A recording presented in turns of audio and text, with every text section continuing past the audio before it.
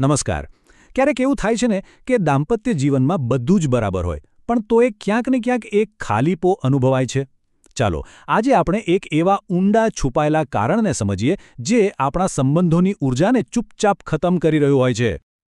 જરા વિચારો, ઘરમાં બધી જ સગવડો છે, કોઈ વસ્તુની કમી નથી, પણ છતાં મનમાં એક જાતનો થાક, એક ભારેપણું કેમ લાગે છે? એકબીજાની સાથે હોવા છતાં પણ જાણે એક અદૃશ્ય દિવાલ હોય એવું કેમ અનુભવાય? વેલ, આ એક સામાન્ય લાગણી છે અને એનું મૂળ કારણ ઘણું ઊંડું છે. તો આ બધી સમસ્યાઓનું મૂળ કારણ છે અહંકાર. પણ ઊભા રહો, અહીં અહંકારનો મતલબ ખાલી ઘમાંડ કે અભિમાન નથી. આ એક એવી ઊર્જા છે જે આપણી અંદરની શક્તિના કુદરતી પ્રવાહને રોકી દે છે.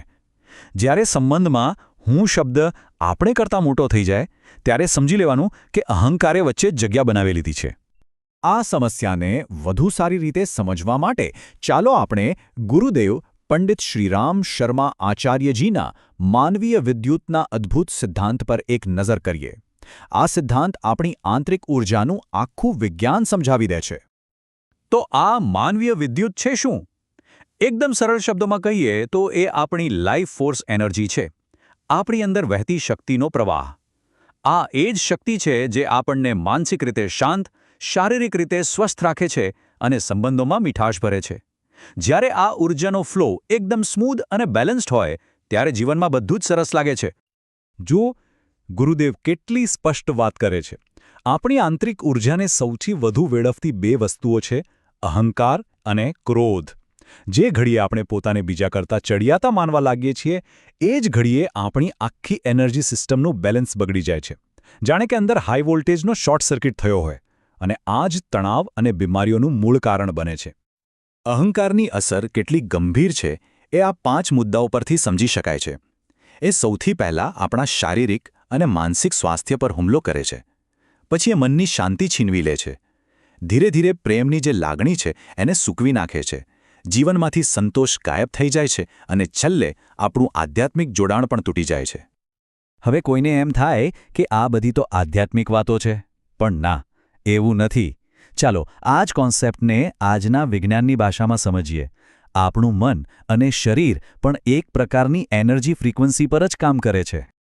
જુઓ, જ્યારે આપણામાં નમ્રતા અને કૃતજ્ઞતાનો ભાવ હોય છે ત્યારે આપણું શરીર એકદમ શાંત અને સુમેળભર્યા તરંગો એટલે કે પોઝિટિવ વાઇબ્રેશન્સ પેદા કરે છે.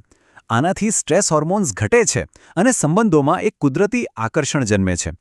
પણ એનાથી બરાબર ઉલટું, જ્યારે અહંકાર હાવી થાય છે ત્યારે શરીરમાં સ્ટ્રેસ હોર્મોન એટલે કે કોર્ટિસોલનું પ્રમાણ વધી જાય છે. આપણી અંદરની લય ખોરવાઈ જાય છે અને આપણી આસપાસ એક એવું નેગેટિવ ઓરા બને છે જે લોકોને આપણાથી દૂર ધકેલે છે. તો પછી સવાલ એ છે કે આ અસ્તવ્યસ્ત ઊર્જાને શાંત કેવી રીતે કરવી? એનો એક બહુ જ સરળ અને વૈજ્ઞાનિક ઉપાય છે ઊંડા શ્વાસ.